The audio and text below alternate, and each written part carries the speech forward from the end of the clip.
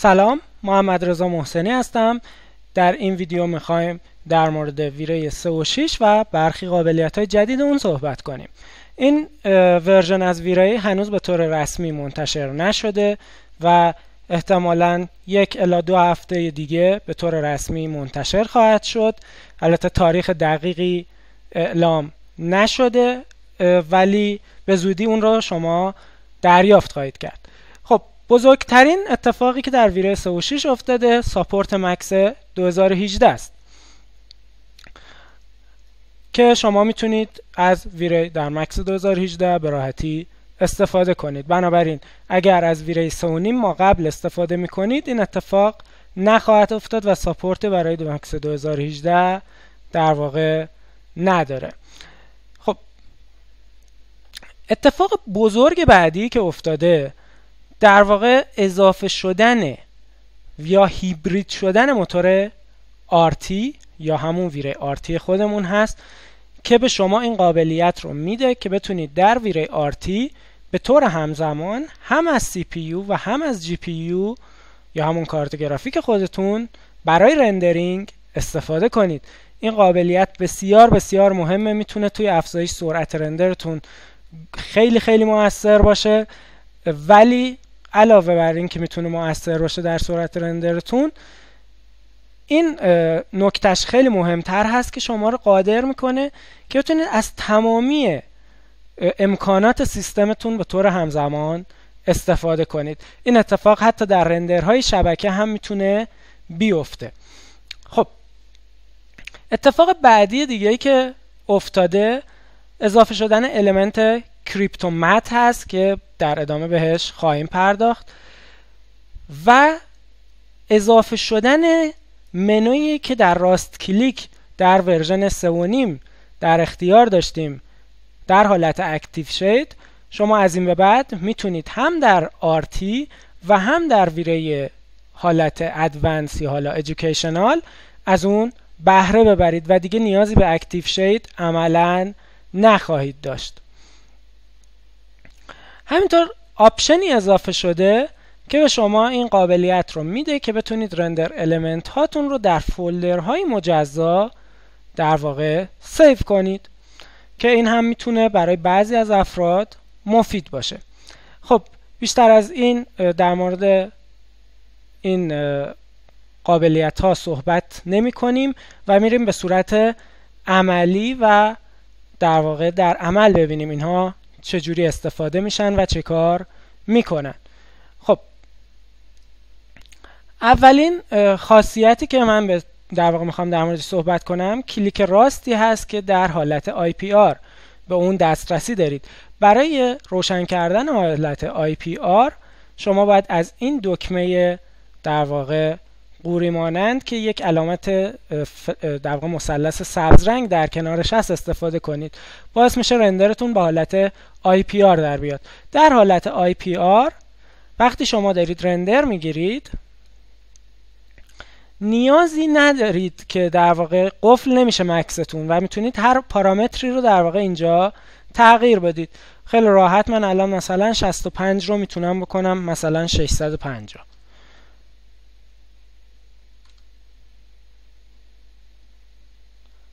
و رندرم اون تغییر رو برای من اعمال میکنه.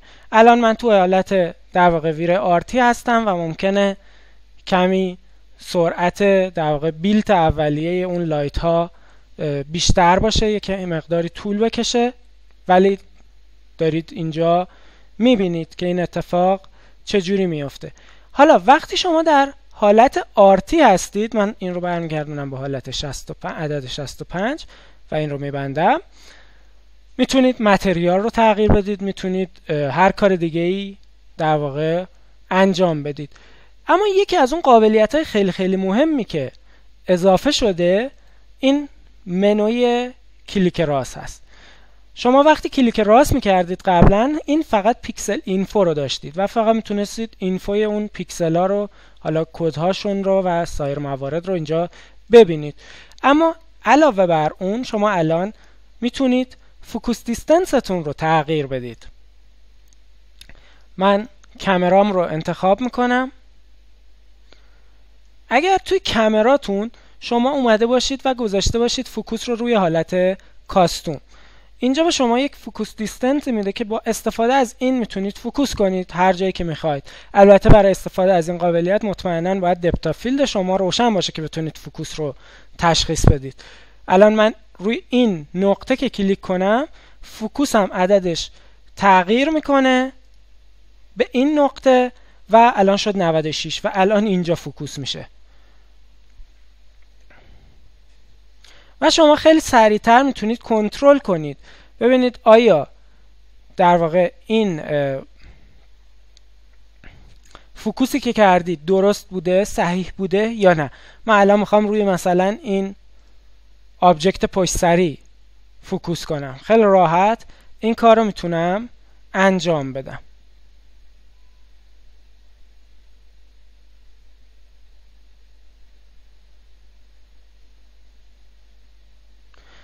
مقداری در واقع کارت گرافیک من کند هست، به دلیل این هست که من دارم همزمان برای شما ویدیو رکورد میکنم و اون هم داره از کارت گرافیک استفاده میکنه. بنابراین یه مقدار سرعت رندر من متفاوت هست با چیزی که واقعا اتفاق میفته. خیلی خیلی سریعتر از چیزی که الان دارید میبینید این اتفاق خواهد افتاد و شما با امتحان اون میتونید به این نکته پی ببرید. خیلی راحت بنابراین میتونید فوکوستون رو مثلا اینجا تغییر بدید.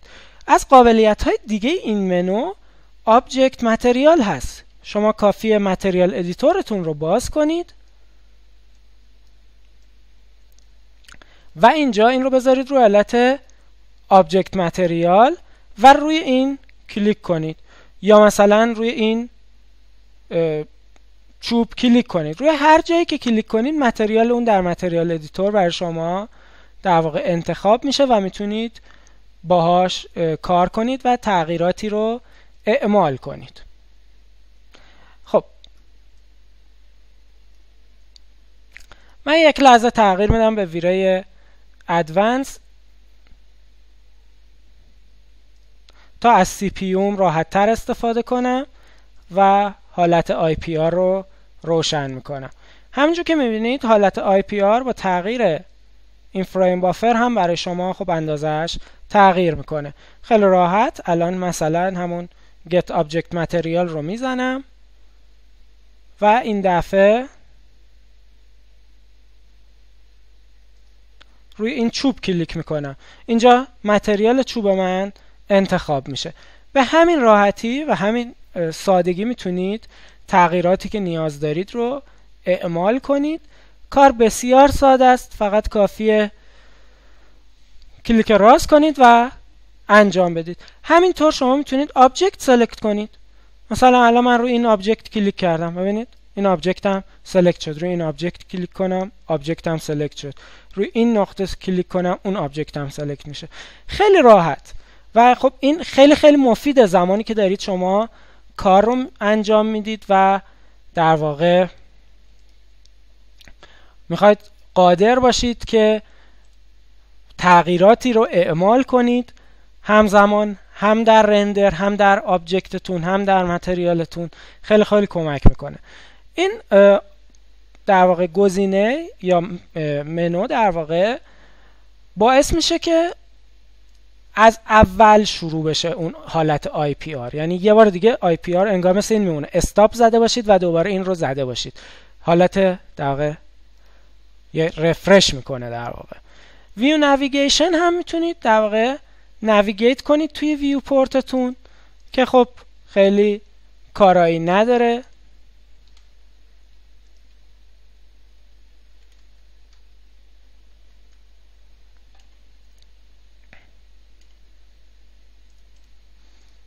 من دوباره این حالت رو روشن میکنم که دوباره اون رو داشته باشید. ویو نویگیشن در واقع تو ویو میتونید بچرخید که خب یه ذره در واقع عجیب غریب میچرخه و خیلی بهتره که زیاد باش کار نکنید. اما کافیه شما مثلا اینجا سر دوربینتون رو یه مقدار بچرخونید. سریع میبینید که IPR شما آپدیت میشه و سریع میتونید اون تغییر رو در رندرتون مشاهده کنید.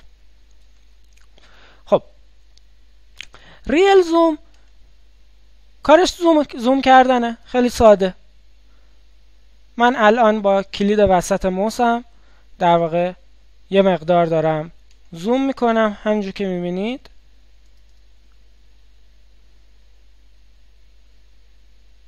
میتونید برید عقب و بیاید جلو. من الان زوم کردم روی این قسمت تا این قسمت متریالشو مثلا بهتر چک کنم یا فوکوس دقیق تر ببینم آیا این فوکوسی که کردم فوکوس درستی بوده یا نه.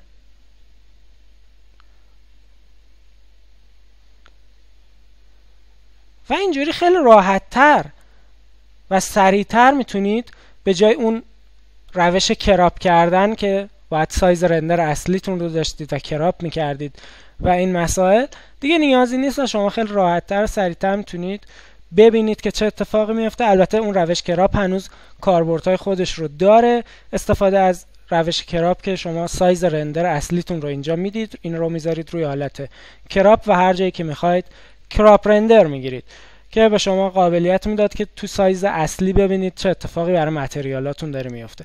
اینجا هم شما در واقع یک چنین چیزی رو خواهید داشت و وقتی روش دوباره کلیک کنید از حالت زوم خارج میشید. این منو یکی از اتفاقات بسیار خوبیه که افتاده و خیلی خیلی کاربردیه و سرعت عمل شما رو در زمینه پروژه‌تون خیلی بالا میبره. من توصیه میکنم حتما ازش استفاده کنید. خب میریم سراغ چیز دیگه‌ای که به ویری اضافه شده در رندر المنت ها. خب من اینجا این رو میبندم. همینجور که میبینید به خاطر دینویزر یک سری المنت ها اینجا اضافه شده. میریم در قسمت رندر المنت ها اد رو میزنم و ویر کریپتومت رو انتخاب میکنم. ویر کریپتومت به صورت اولیه قرار داده شده و هنوز یه مقدار باگ هایی رو داره که انشالله در ورژن آفیشیال و رسمی اون دیگه شما این باگ ها رو نخواهید دید، ولی بسیار بسیار کاربردی هست و تا حد زیادی شما رو در استفاده از مت المنت ها برای سلکت آبجکتتون حالا توی پست پرو و سایر موارد بسیار بسیار کمکتون میکنه و شما رو تقریبا بی نیاز میکنه نسبت به خیلی از المنت هایی که قبلا استفاده میکردیم. طاقت فرسا بود کار باشون، یه مقدار طول میکشید تا شما اونها رو تنظیم کنید. این کریپتومت در واقع میاد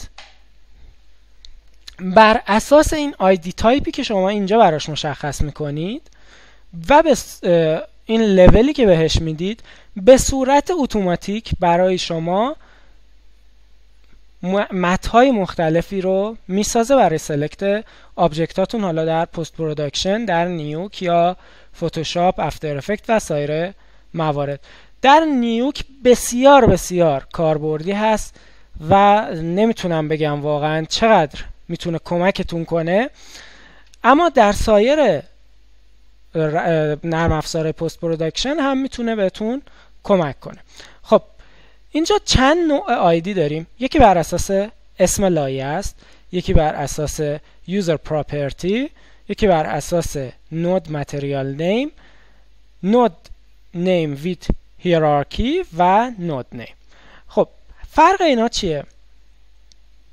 فرق اینا اینه که این یکی بر اساس نام لایه‌تون در واقع متن ها رو میسازه. خب من میذارم روی این حالت و مثلا این سه تا گلدون رو انتخاب میکنم، دوتاش رو انتخاب میکنم، مثلا این و این رو انتخاب میکنم، وارد یک لایه جدید به اسم لیر 1 میکنم. خب الان رندر میگیرم.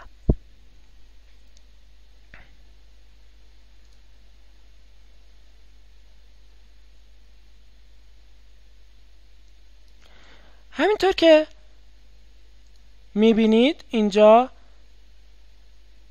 کریپتومت اضافه شده. این دوتا رو برده توی یک لایه در واقع جدا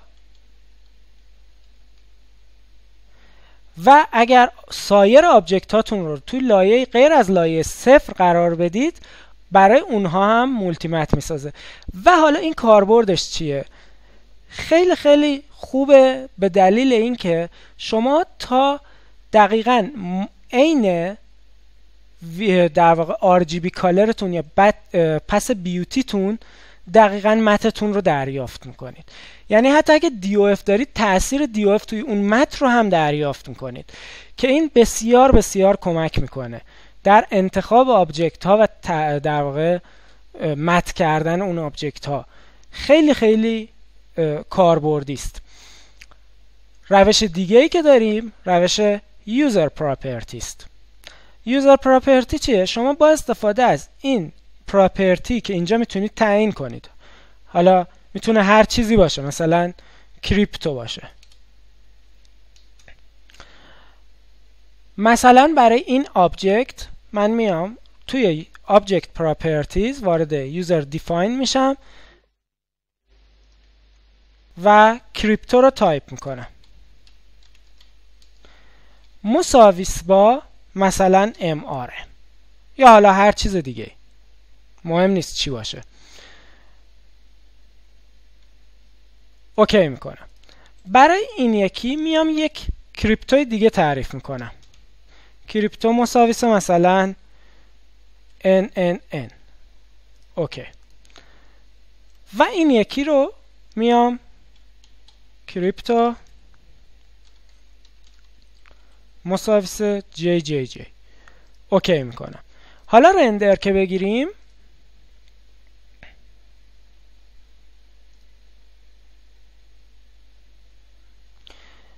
توی پس کریپتومون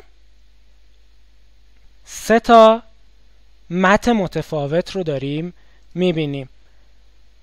این تعداد این کریپتوها که 4 تاست برمیگرده به این لایه هایی که اینجا شما تعریف میکنید. تعدادش رو من الان 6 گذاشتم، ولی چون آبجکت هم تعدادش انقدر نیست که نیاز به در واقع 6 تا لایه داشته باشه، با یه لایه جواب داده. شما میتونید اگر آبجکتاتون کمه تعداد این رو کم کنید، اگه زیاده زیادترش کنید تا تمام آبجکتاتون رو پوشش بده.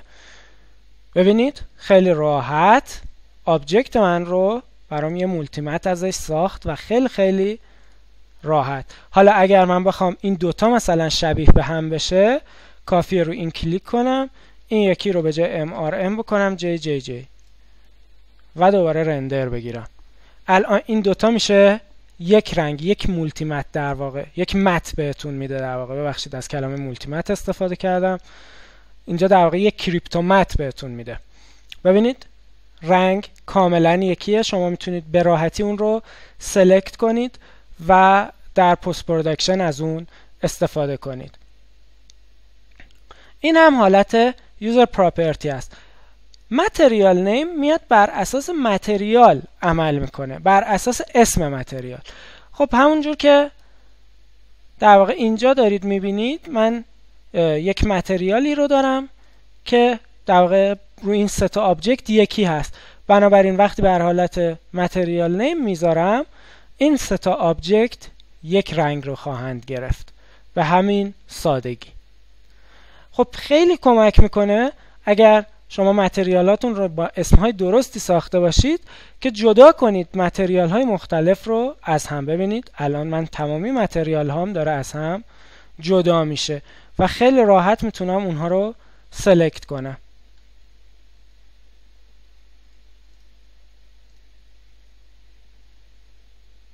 به همین راحتی دیگه نیاز به تنظیمات خیلی در واقع طاقت فرسای مولتیمت یا حالا چیزهای دیگه ندارید. خیلی خیلی کمکتون میکنه این کریپتومت و بسیار هم دقیقه. خوبی این کریپتومت اینه که فوق العاده لبه‌هاش دقیق هست و میتونه خیلی کمک کننده باشه. نود نیم هم که بر اساس اسم ها در واقع میاد این کار انجام میده. مثلا الان این 3 تا در واقع ویس هم یه اسم رو داره. حالا اگر رندر جدیدی رو از اون بگیرم، این سه تا دقیقاً یک اسم رو دارن، بنابراین متفاوت خواهند بود. ببخشید، سه تا هر یه اسم رو دارن، بنابراین شبیه خواهند بود. حالا اگر اسم مثلا اون سومی رو من تغییر بدم یا این دومی رو تغییر بدم، مثلا بذارم LLL و رندر بگیرم، توی کریپتومت این رو با رنگ متفاوت از این دوتا خواهید دید، چون داره بر اساس اسم عمل میکنه. البته روش استفاده از اسمش یه مقدار کمی باگ در لبه داره در حال حاضر که قطعاً به زودی و خیلی زود فکر میکنم این باگ برطرف میشه و مشکل حل خواهد شد، اما سایر روش‌هاش بدون باگ هست و بسیار کاربردی. خب این هم در واقع کریپتومت هست که به شما کمک میکنه. یک آپشن دیگه ای رو که در موردش صحبت کردیم، اضافه شدن آپشنی است برای اینکه شما بتونید هر در واقع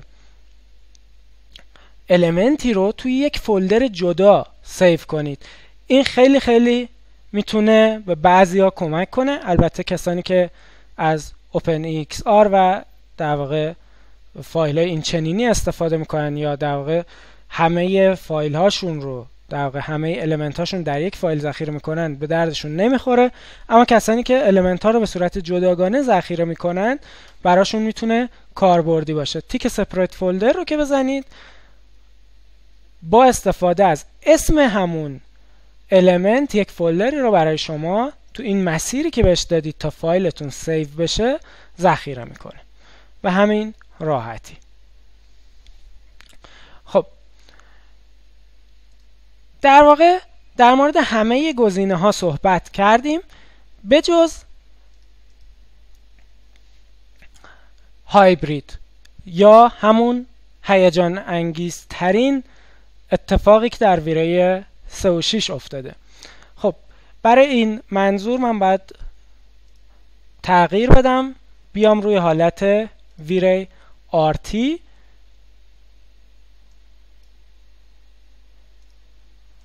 و اینجا یک سری تغییراتی رو اعمال کنم.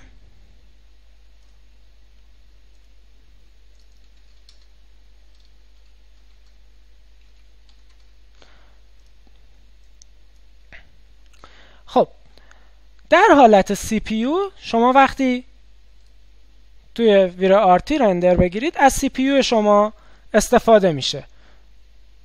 توی حالت 100% هست الان CPU من و داره از CPU ویری RT به خوبی استفاده میکنه. اما به دلیل اینکه تعداد هسته‌های گرافیک خیلی خیلی زیادتره و سرعت پردازش بسیار بالایی داره کارت گرافیک، شما در ویری RT میتونید از دو حالت کارت گرافیک ها، یکی OpenCL و یکی کودا استفاده کنید. توصیه میکنم قویاً اگر کارت در واقع از کارت های شرکت انویدیا یا حالا انواع اقسام اون کارت ها استفاده میکنید، از حالت کودا حتما استفاده کنید. اگر از کارت گرافیک های شرکت AMD استفاده میکنید که در واقع از OpenCL استفاده کنید. البته حالت کودا خیلی خیلی سریعه به شرط اینکه شما از کارت گرافیک مناسبی برای این کار استفاده کنید. کارت گرافیک هایی مثل 1080 Ti، 1080 GP100، کوادروی M6000، حتی M5000 و حتی کارت گرافیک هایی مثل 980 Ti میتونن خیلی خیلی سریع باشن و حتی از بسیاری از CPU ها خیلی خیلی سریعتر. و چون شما روی یک سیستم میتونید چندین و چند کارت گرافیک رو داشته باشید، به شما کمک میکنه تا سرعت پردازش خیلی بالایی رو داشته باشید. خب من اومدم حالت رو به کودا تغییر دادم. وقتی حالت رو به کودا تغییر میدید اینجا دیوایس سلکت رو دارید که شما میتونید انتخاب کنید از کدوم دیوایس ها یا در واقع سخت افزارهاتون میخواید استفاده کنید برای انجام این رندر. من الان یک 1080 تی آی و یک 1080 معمولی روی سیستمم نصب هست و یک در واقع آپشنی هم داریم که اضافه شده به صورت CPU، یعنی شما همزمان میتونید از CPU و 2 تا کارت گرافیک، 3 تا کارت گرافیک یا هر تعداد کارت گرافیکی که روی سیستمتون هست استفاده کنید. خیلی راحت میتونید حتی تیک CPU رو بردارید، فقط کارت گرافیک رو استفاده کنید، یا مثلا از کارت گرافیکی که دارید به مانیتورتون وصل هست و ویو پورت شما رو داره ساپورت میکنه استفاده نکنید، از CPU و اون یکی کارت گرافیک دیگه‌تون استفاده کنید.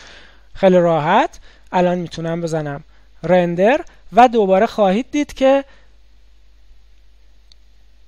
CPU من به سرعت به 100% خواهد رسید و از 100% CPU علاوه بر این که داره از گرافیک هم استفاده میکنه که سرعت پردازش خیلی بالایی رو بهم میده. البته من الان فقط دارم از یک 1080 استفاده میکنم، 1080 تی آی هم رو استفاده نمی کنم و خیلی سریع به شما نتیجه رو میتونه بده. خیلی خیلی پردازش خوب و سریعی داره، شاید در کسری از دقیقه حتی بستگی به کارت گرافیکتون میتونه رندر شما رو در واقع آماده کنه. این اتفاق بسیار اتفاق بزرگی است که چجوری بتونید از در واقع هایبرید کردن استفاده کنید و از لحاظ برنامه نویسی بسیار کار پیچیده است و ویرای موفق شده این اتفاق رو داشته باشه. البته قبل از اون بودن انجین هایی که هیبرید بودن، اما خب به دلیلی که حالا کمتر دیولپ میشن و تیم دیولپشون در واقع یه مقدار دیولپ آهسته تری رو داره،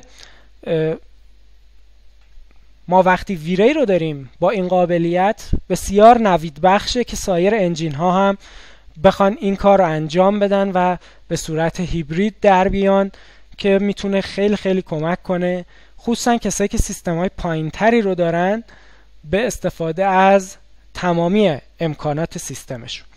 خب من این کارت گرافیک رو هم در واقع تیکش رو میزنم که از اون هم استفاده کنه. برای استفاده از روش هیبرید کافیه شما اینجا تیک CPU رو زده باشید که CPU هم در واقع روش کداتون استفاده بشه. البته تو حالت OpenCL هم شما به CPU دسترسی خواهید داشت، فقط توی حالت CPU هست که نمیتونید دیوایسی رو انتخاب کنید و فقط از CPU شما استفاده میکنه. توی حالت کدا الان از هر سه تا استفاده میکنم و میزنم رندر به سرعت بسیار زیادی در این روش انجام میشه. مثلا من این سایز رو قبل از اینکه برای شما این ویدیو رو ضبط کنم تست کردم، در حدود 1 دقیقه، حالا چون دارم ضبط میکنم الان نمیشه در واقع روی سرعتش حساب باز کرد، اما چیزی در حدود 1 دقیقه 1 دقیقه و 10 ثانیه تونستم رندری بدون نویز رو از این صحنه با این ابعاد داشته باشم که بسیار بسیار خوبه. این رو در نظر بگیرید که در ویری آرتی من دارم از بروت فورس استفاده میکنم و لایت کش که خب همونجور که میدونید بروت فورس سرعت پایین تری رو داره نسبت به ایرادینس مپ. شما حتی میتونید از ایرادینس مپ هم در آرتی استفاده کنید تا سرعتتون رو حتی بالاتر هم ببرید. ببینید تقریبا خیلی خوب شده، حتی با اینکه من DOF بسیار سنگینی رو هم دارم، اما اینجا داریم خیلی سریع نتایج خوبی رو میبینیم. الان پس 650 هستیم و شاید پس مثلا 3000-4000 در 1 دقیقه 1 دقیقه و 20 ثانیه کاملا قابل رسیدن باشه و دیگه کاملا رندر شما بدون نویزی اتفاق بیفته. هنوز اینجاها یه مقدار نویزی داریم که به سرعت رفع خواهند شد. بنابراین میبینید که چیزی در حدود 1 دقیقه، تازه ما فقط 2 تا کارت گرافیک رو داریم استفاده میکنیم که این نوید بخش اینه که شما اگر روی کارت گرافیک هاتون هزینه کنید میتونید سرعت بسیار بالایی رو از سیستمتون انتظار داشته باشید، بسیار بالاتر از زمانهایی که باید خرج بسیار زیادی رو بکنید برای سی پی های در واقع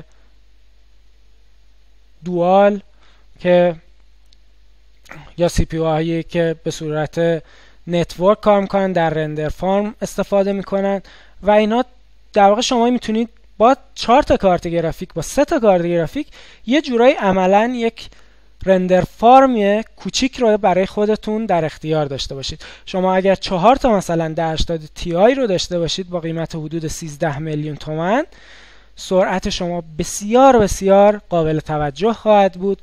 من توصیه میکنم حتما از ویره آرتی استفاده کنید، از اون غافل نشید، خصوصا اگر کارت گرافیک مناسبی رو دارید، میتونه به شما بسیار بسیار کمک کنه.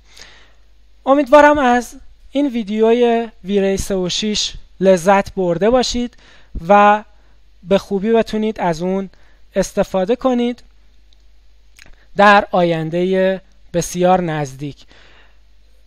چیز دیگه‌ای که باید خدمتتون عرض کنم، مقایسه بین کدا، سی پی یو و حالتهای مختلفی هست که داریم که انشالله در روزهای آتی ویدیو مقایسه‌ای هم از این انجین های مختلف در واقع براتون ارائه خواهم کرد.